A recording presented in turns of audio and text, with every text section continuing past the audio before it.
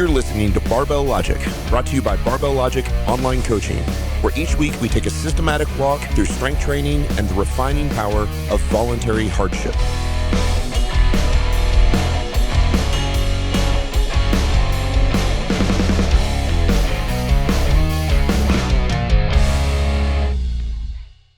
All right, welcome everybody back to the Barbell Logic podcast. I'm Nikki Sims, and I'm joined by Gillian Ward, who I think everybody must know now because she's enriched our lives with nutrition.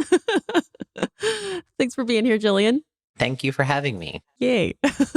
So we just wrapped up our first go at the Nutrition 10-Day Challenge, which we called Take Charge with 10. And we wanted to get together and chat about how that went, what we learned, the feedback that we got, and then even talk about what we have coming next for you in terms of our nutrition content. I think it changed a whole lot of people's lives. The Take Charge with 10 had almost 700 people involved. Is that right? Yes. Yeah. So about almost 700 people were drinking a lot of water, eating vegetables, looking at fiber content. And we got some great feedback that we wanted to talk through and share. So how do you think that it went kind of overall, Gillian, if you could do a little summary? I think it went exceptionally well. And I am so grateful for anybody that took the survey and submitted their responses, whether it was a positive experience and they learned a whole lot, or maybe there was something they didn't like about it. So for anybody listening, if you got the survey, it would be very helpful for us to direct future content and understand the kind of things that you would like to listen to if you would take the survey, even if you didn't complete the challenge. Yes. Like the kind of things that I want to know is if somebody, stopped checking their email after day 5 or fell off, I'd like to hear from you and know why that is.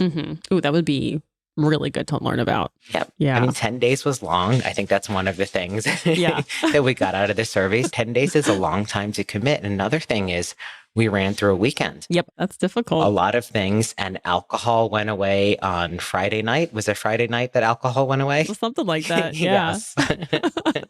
But weekends, that's important to do, I think, because weekends usually turn into something totally different. So that's like a big lesson is what can you take from your week into your weekend to make it so your weekend isn't this huge blowout. But yeah. But we got exceptionally positive feedback. Oh, yeah. Yeah. It's a ton of good feedback. When did it start to feel long? I think it started to feel long on like day 7 or day 8. I'm just like, okay, this is all great. I feel amazing, but also, all right. Yeah.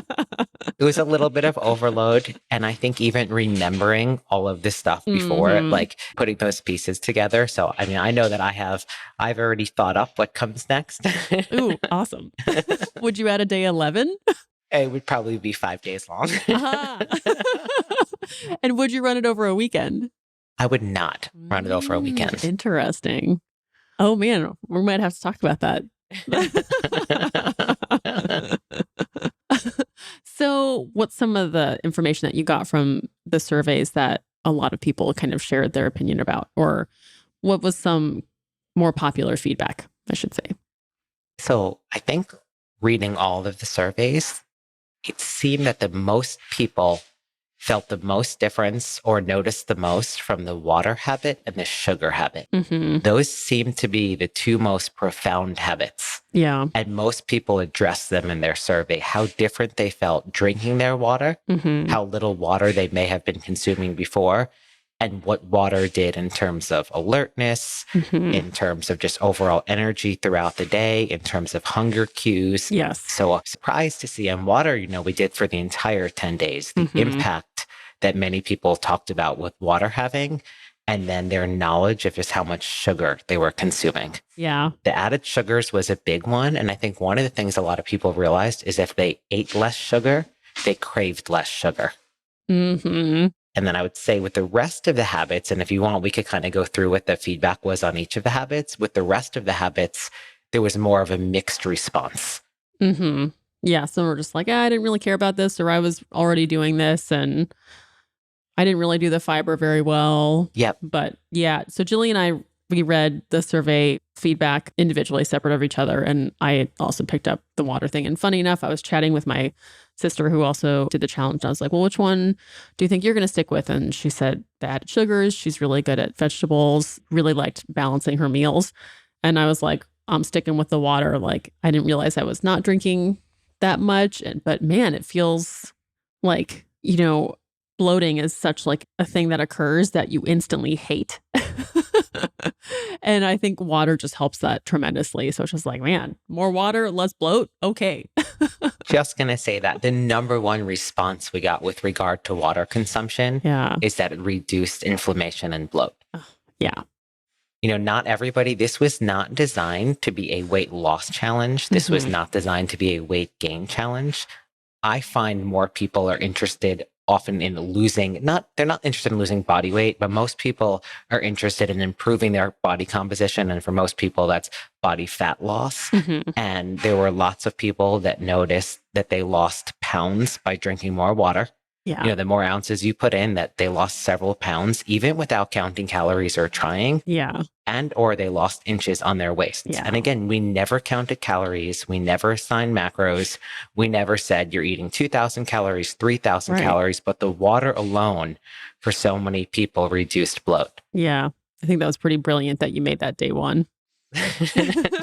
Well, again, and we had talked about it before that I don't want to start by taking something. Yes. Let's give you something. And it's something that you have the whole time. You realize that sometimes when you're hungry, people realize that it wasn't that they were in fact thirsty. I dig that.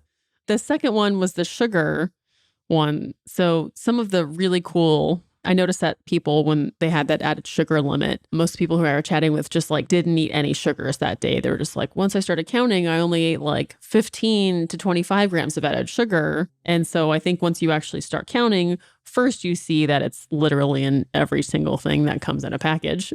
Yeah. That it has more than one ingredient in it.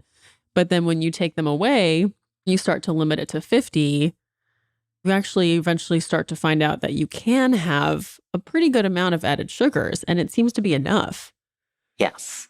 That one alone made the biggest difference in people's choices. So if I had to say which of the 10 habits would change someone's day the most, it would be that one, because you pick and choose. Like basically with that one, it gave you a budget. Like you get this much, how are you going to use it? Are you going to put, a quarter cup of jelly, like full sugar jelly on your toast in the morning and be down, 20 grams of sugar at breakfast? Are you going to pour a big bowl of a sugared cereal or, raisin bran out of the box where the raisins are coated in sugar and have nothing left for the day? So that one inadvertently gave people a sugar budget for the day, which led to more positive, healthy, whole food choices. Yep. They're like, oh, okay, well, I'm only going to eat the single ingredient foods, which is vegetables, fruits, which, eat as much as you want of those. So that worked out really well. Even if it was people making their own sauces and dressings, marinades, sauces, dressings, looking in, our stuff and what comes in that, or picking and choosing, I get this, but I don't get that. So without having to do, I want to really talk about the logging one after this. Ooh, yeah.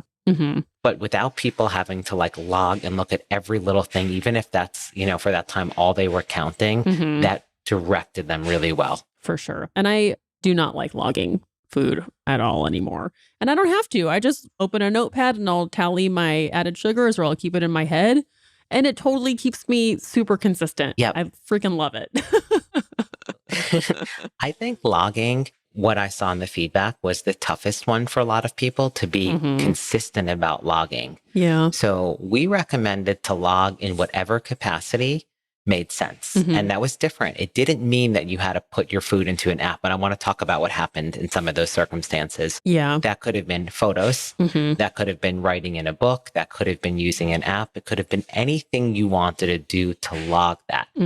We didn't say you have to download MyFitnessPal or something else and know your carbs, proteins, and fats. Yeah. What we wanted to do is to get a picture of what you ate and drank, so that going through the challenge, you had a better understanding of what that was and was accurate. Because oftentimes we eat and drink things throughout the day that we don't process. Like right now, people still may have, leftover Easter candy, and maybe there's a few jelly beans or a bite of, a piece of chocolate after lunch or something else, just things that don't register. Yep. So the purpose of the logging one really did not have anything to do with knowing your total calories or your macro breakdown. It was to give you the self-awareness and an honest, truthful look at what you put in your body. Yeah. So you notice that happened though, like you said, let's log. And then all of a sudden that turned into, oh, I'm using my Fitness Pal and this is how many calories that I'm getting. And should I have less calories? Like it seemed to really open the door for a kind of restriction that you weren't really aiming for.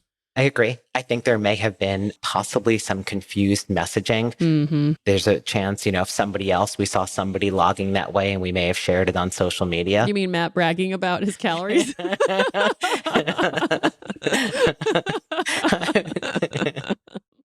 Shout out to Matt for your consistency, by the way. Yep. Like Matt's been freaking crushing it.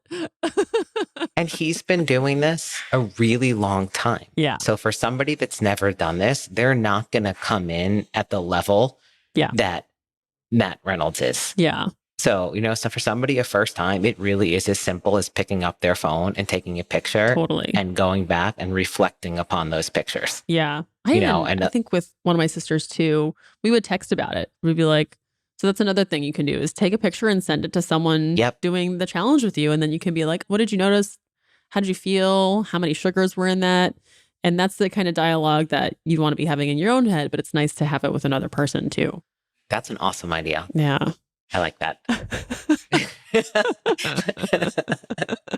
is when Jillian and I aren't saying anything and you can't see us, but we're just nodding at each other. Yep. One of the things about logging, if it was misinterpreted, I think there are some people that ended up, and I think I want to read this. Oh, cool. Because I do want to address this. It was logging various ingredients and figuring out accurate portion sizes when you cook a real meal at home is difficult and for me, not sustainable. It actually motivated me to eat more prepackaged items because it's easier to track, which is the wrong outcome. Yep. So I want to address that statement. So if logging, what happens is once you start putting things in, there's always a suggestion, this much carbs, this much fat, this much protein. And again, we didn't go there. So you are making those manipulations based on what you're seeing in the app. And the other thing is that it's true. If you're cooking a meal at home, those things sometimes are hard to put in the app, especially if you're making a mixed meal. Like it's easy if you're doing, 4 ounces of chicken and 5 spears of asparagus and 200 grams of rice. But what if you are making a stew for dinner? There are 15 ingredients. So the effort of that ends up being a deterrent to logging. So what ends up happening is somebody either decides, I'm not going to make that because it's too hard to put in, and then they're going to go with a packaged food that they could scan the back of, or they're going to come up with substitutions for each one of the things that's kind of sort of there, but isn't. And then we have an inaccurate log. And then that's the relationship with food where there's a lot of friction. Yes. And you're just like not really getting to eat what you want to eat. It triggers this behavior that you're just like, it's really stressful. So it's not joyful.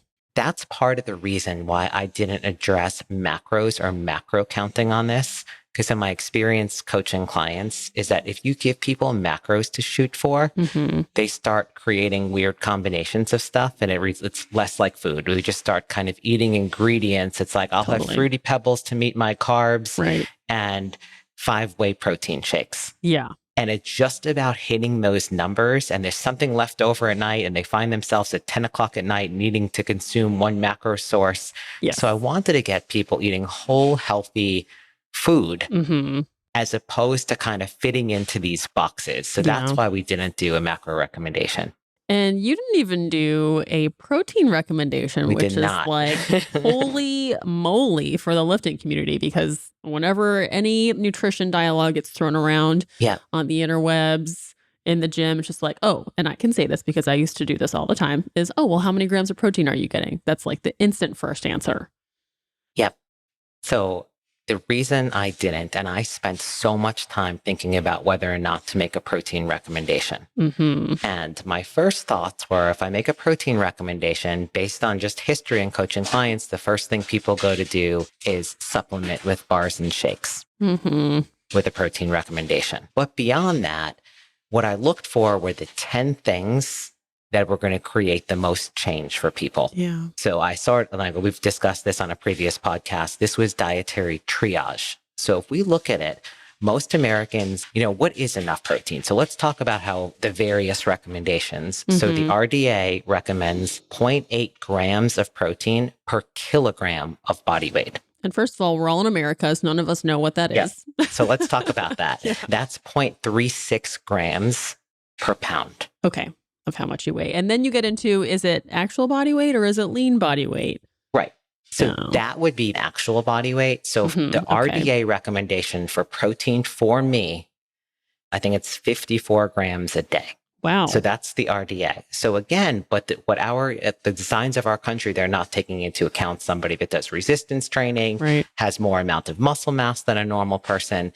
And then you balance that out with recommendations that come from the fitness field, which we see, anywhere between 1.2 and 1.7 grams of protein per kilogram of body weight. Mm-hmm. And then some far out there stuff that recommend, like probably the most extreme recommendation is probably a gram per pound. Yeah. So, we see that as a gram per pound of lean body weight is one thing, but a gram per pound of body mass is actually a whole lot of protein. Yeah, that's a whole bunch of protein. So if you look at the recommendations out there for me, my protein recommendations range from 54 grams to 150 grams. Wow. Look at the diversity of that. Yeah. That's quite a spread.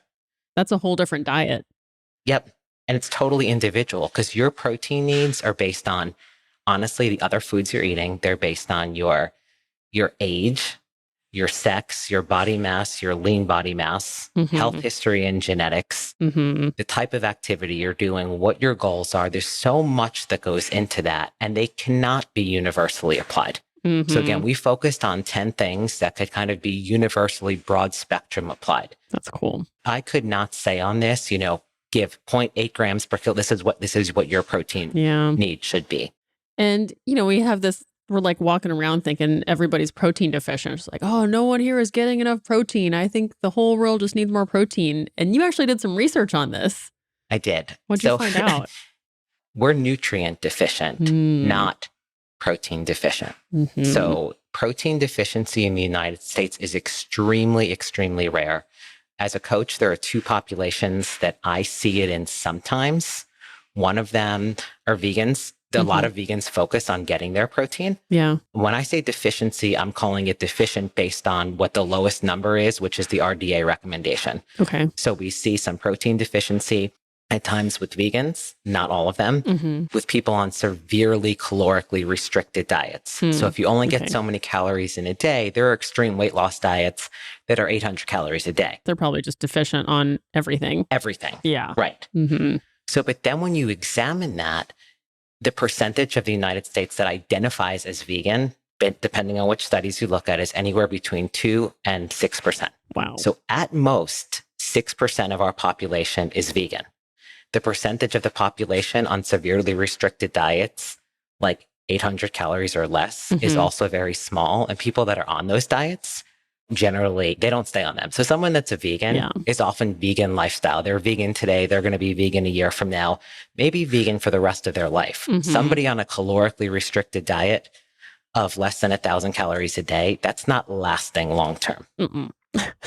So their protein deficiency could obviously, once they start eating again, they're going to have more protein in their diet. Yeah. But let's compare that. 97% of the American population does not get the RDA recommendation for fiber. Holy moly. Okay. Yep. Wow. All right. What's the RDA recommendation for fiber? So size and stuff, but minimum of 30 grams. Yeah. Okay. But that percentage of us is not getting that. A larger male is going to be more than that. Yeah. But when you look at something do a like, great job with it. Yes. And I'm not saying that all vegans are protein deficient. I'm just saying from my coaching, like that's where I as a coach have the toughest time, hitting that and hitting complete proteins. But again, that protein number is so arbitrary. And part of the reason we recommend it, honestly, it's easy for us. Like, I also think macronutrients are protein sparing. So if your diet is not deficient in carbohydrate and in fat, like if you have adequate calories, it spares protein. So your protein needs. So this was about having a balanced diet. Yeah. And my fear was that if we set a protein goal, we would start putting in those things. Again, we really want to read labels. And if any of us, I know I saw lots of it on social media, read the labels on the back of our bars and shakes, we saw some things in there that maybe we didn't want to be consuming. Yeah. There's a lot of chemically stuff in those. Yes. Yeah. I mean, some stuff came up about like hidden sugars and sugar alcohols. What is a sugar alcohol? What are these undigestible calories in my protein bars? Like these bars upset my stomach, like in terms of gut health and other stuff. So I want to kind of keep people away from, I don't want to call them fake foods or convenience foods during this time, and just kind of understand that. And for some people, maybe they realize they feel better eating the way they ate in those 10 days versus eating Starburst and Fruity Pebbles and drinking 5 protein shakes a day. Yeah. I mean, I really hope that people noticed how much better food started to taste by the end of the 10 days and if they carried it on for longer than that, because it's just a better mouth experience. Yep. You find more joy in what you're eating. And you start to, I think eventually the switch flips where you start to get really creative. And a lot of people are creative with their cooking and then they didn't even know it. So they're just like, oh, let me try these herbs for some flavor instead of adding that sauce that I usually add. And let me try cooking it this way. And wow, that tastes different. So it's like this whole new activity. Yep. Yeah. This was experimentation and self-discovery. Like you said, in terms of flavors and stuff, like what people don't realize is consuming these foods has altered our palate. We get used to the artificial sweetener is so much sweeter than sugar for the amount, that it takes up in space. Like think about, the sweetness of a packet of Splenda and how much Splenda is in there versus the same size in sugar. Gosh, and when we're consuming like Monsters and this and that and diet sodas and stuff all throughout the day, something like fruit doesn't taste the same. If you cut that and only drank water and didn't drink energy drinks and diet sodas and sweetened coffees, like an apple's going to taste different to you in a few days. That's fun. Just made me appreciate how much more interesting the year would be, because then you would start really appreciating like, oh my gosh, it's peach season. And oh, now these are really in season. So you can just have a lot more, I don't know, just, appreciate the changes that would come through the year just because of what foods you get to eat. It's fun. It's very fun. So kind of related to the protein recommendation, coaches will get asked often like, oh, just am I eating enough? Like they'll run into a problem in the gym, like they'll miss weights that they didn't think they were going to miss. And one of the first questions that we'll tend to ask is like, well, are you eating enough protein or whatever? Or a client will be like, I'm not sure if I'm eating enough. Like, what should I do? What do you think a good answer might be? I think where we end up doing that is that people, again, want to go with something that's most convenient. If we address protein alone, we're addressing the quantity of a macronutrient, but not the quality of it. Like if it was a matter of them eating jelly beans and having a whey protein shake that had 40 grams of protein, or if they only were willing to eat 5 ounces of chicken and had chicken and a potato and some vegetables, I would pick that every time for somebody, even if there was less protein. Yeah. So, really when we say to somebody, when someone has a protein goal, that's an easier thing for them to get to because they could pretty much eat whatever they want. I see protein powder the way I see like Flintstones vitamins or a gummy vitamin. It's a patch. Your diet isn't not all that great. You're not getting your protein through other stuff. You could eat whatever. And then I'm just going to supplement with some protein powder. It's not always the case. But again, I see a lot of people's diets and very often, it's not that they're not getting enough protein because like they just can't eat that quantity or serving of meat. They're not getting enough protein because their choices are poor. Yeah.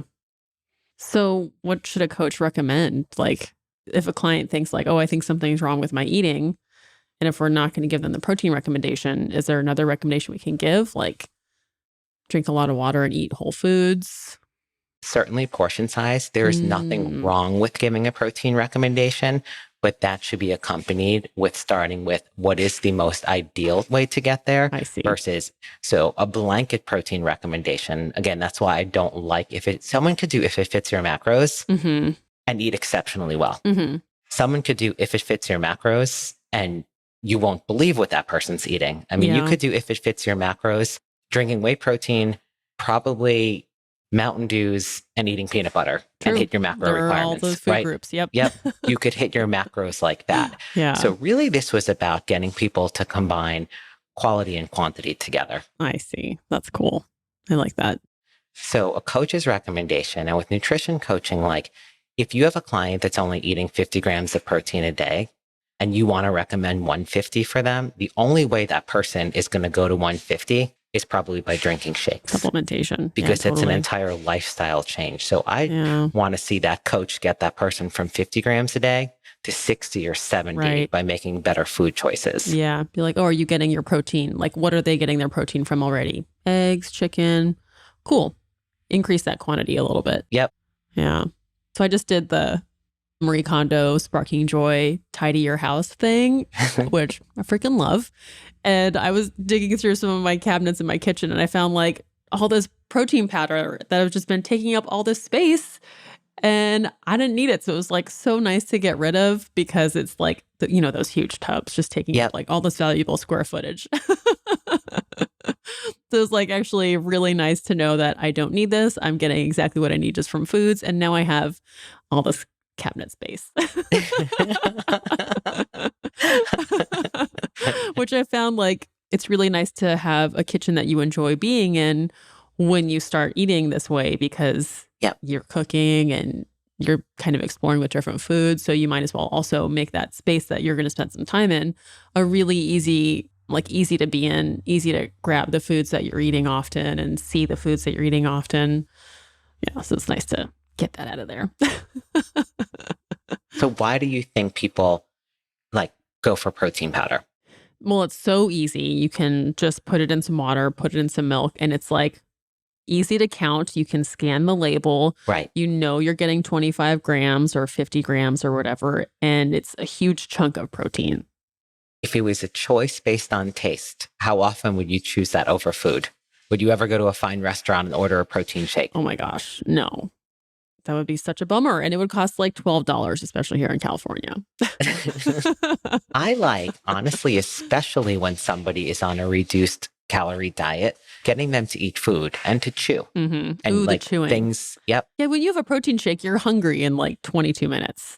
Yes. Mm-hmm. It's definitely a convenience thing. And it's something that's been part of our culture for a while now. And it's something that we feel that we've been made to feel like we need. Yeah. But I mean, if you look at protein shake, I've done a whole bunch of digging into like exactly how protein goes from like the cow. Like not everybody realizes that whey protein is, I have so many people like, I don't eat meat, I don't eat this, I don't eat that, but I drink protein shakes that are whey protein. Or I don't eat cheese, I don't eat dairy. Well, whey protein is the other half of what's used to make cheese. Yeah, it came from an udder. Right. So it's milk and the whey and the casein are separated and it goes to a cheese manufacturer first and the casein is used to make cheese. And then the whey is shipped someplace for protein. Man, give me the cheese and a charcuterie board. Way would prefer that pathway of the udder produce.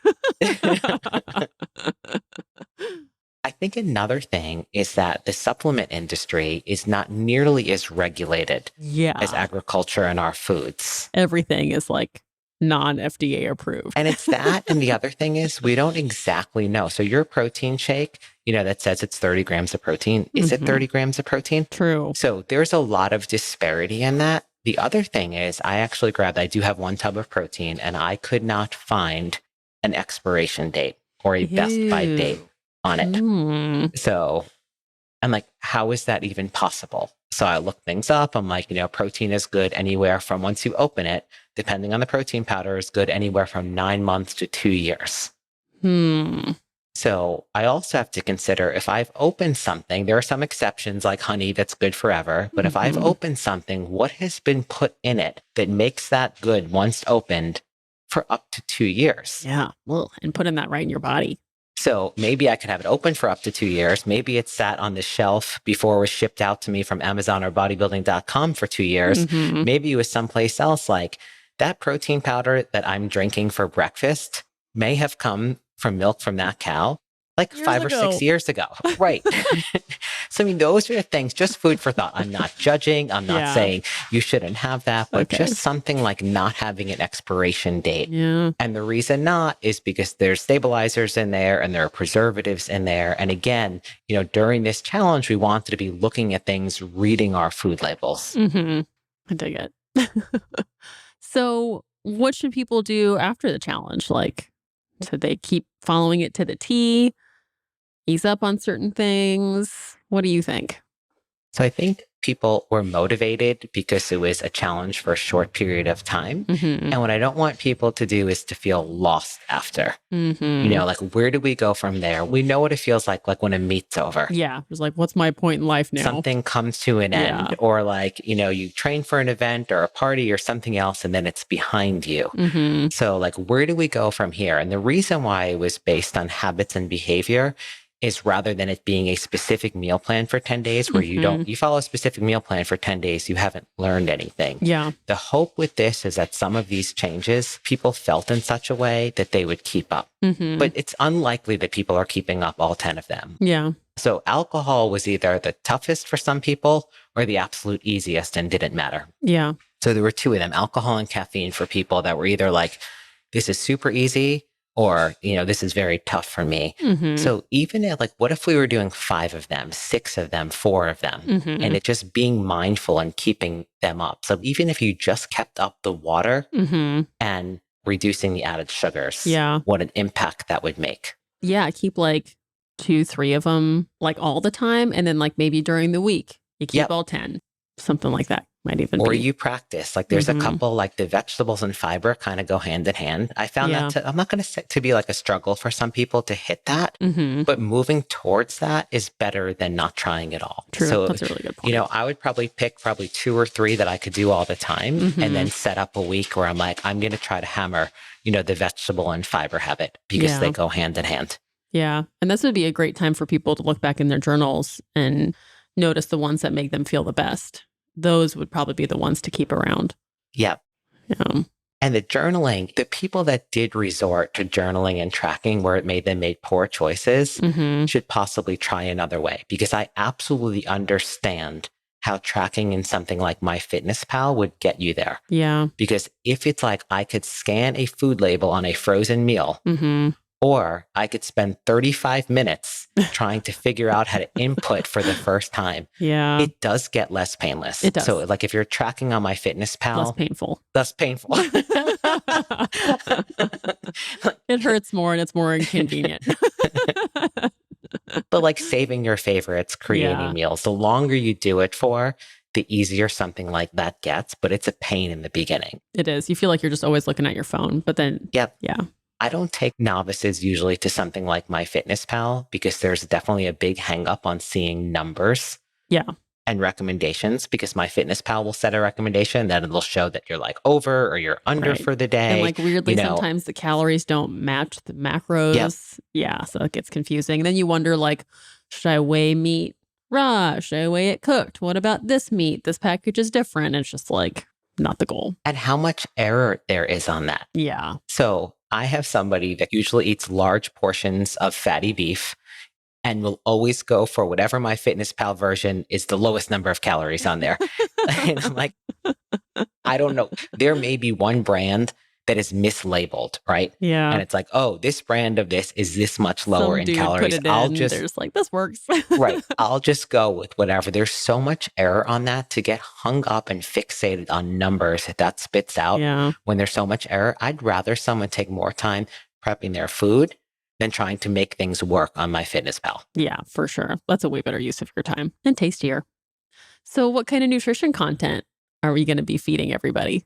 I think we definitely have a series planned that's going to be about nutrition and psychology and what you're so excited for this one.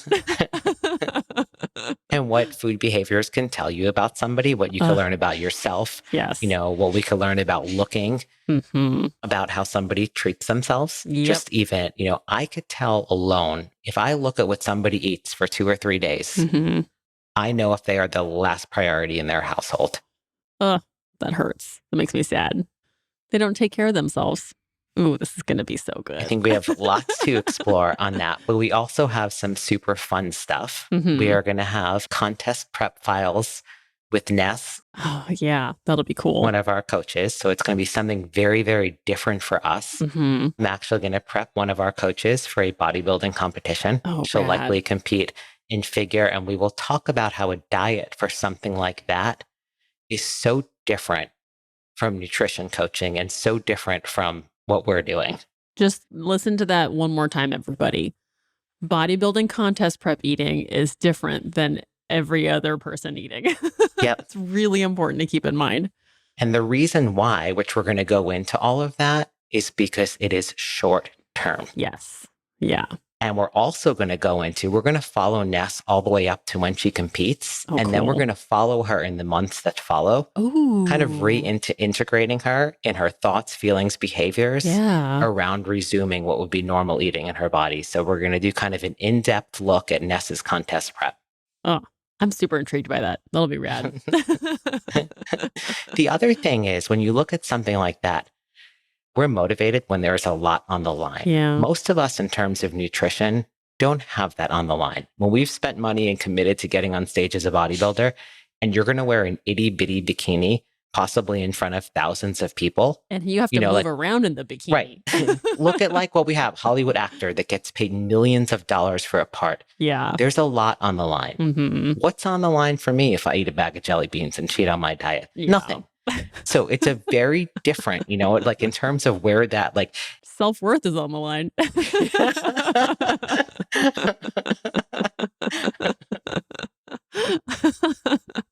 I'm just kidding. I love jelly beans. They make me happy. So should we talk about what people want to see? What the feedback was in terms of... Oh, yeah. What kind of feedback did you get? Yeah. So the thing that repeated the most was that people are interested in recipes. Ooh, cool. Love it. There was definitely some people that wanted to explore the benefits of lower carb diets. And I think that came from the added sugar, the benefit of that in terms of improved blood values, reducing type 2 diabetes. And I think they learned a little bit about that just from the challenge of not even reducing carbs or eliminating carbs. We had lots of carbs if we were hitting our fiber and vegetables, but just from looking at the sugars in our diets. The protein one was a question that people had that definitely came up a few times, like how is protein not addressed? But I do want to mention a couple things that were awesome things that came out of 3 times we had women write in that their PMS symptoms were improved. Okay, that's huge. Yep. Because that is a really difficult time of the month for everybody who's around you. And people, I know this is going to sound silly even to talk about, but people that had problems with the bathroom were more regular. That's a great value add to life. And I would say on both of those things, obviously the fiber was huge on that. Fiber was huge, but water and the sugar were big. Yeah. Yeah, I dig that. The water, man, that's clutch. That's cool. And people really liked the daily tips from all of our coaches too, huh? Yes. I liked those a lot. Just like, how does this look in real life? Our team was amazing. Yeah, our team was really cool. What I dug about that is seeing their daily tips. You know, we all have similar goals of staying strong, getting strong. But the way we go about that is kind of varied. Like how we saw Matt, what his goals are right now and how he tracks. He really likes to gamify stuff. He loves metrics and how that worked for him versus somebody else who's just like going to do visual food diaries and not track calories and maybe not even hit all of the daily habits, but still had a lot of success. So it was neat to see the diversity of the application. I agree. Seeing how people process the information, we set out, one email, one set of thing, and seeing how differently people interpret and process that. Mm-hmm. And there's no right or wrong. Like, watching some of the coaches' videos, it's like, oh, that's a great idea. I never thought of that. Totally. And realizing even though there's one message that goes out, there are 700 interpretations of that message. Oof, yeah. That's a big philosophical statement right there.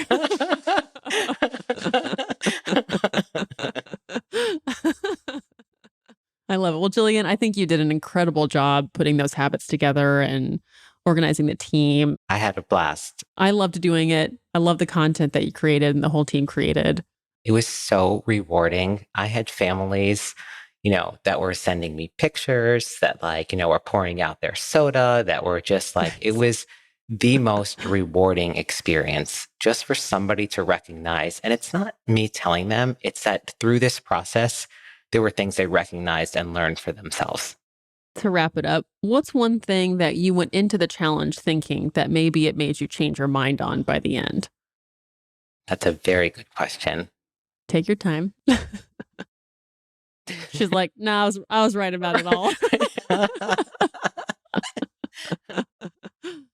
I think I did not know how 10 habits.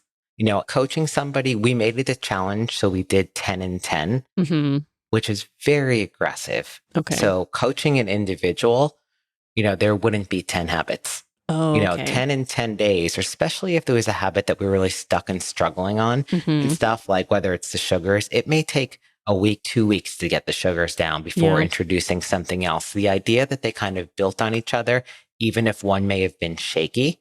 And again, there were times like a lot of people like, I wasn't able to hit these 2 or these 3. That's why I said the next time we do a challenge, our next challenge will not be the amount of things at the same time.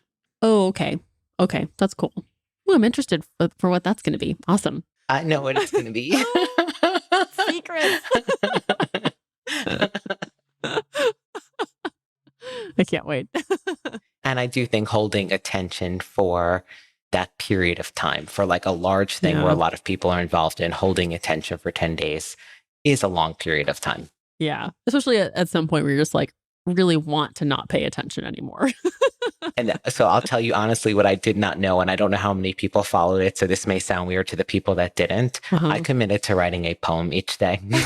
They were amazing.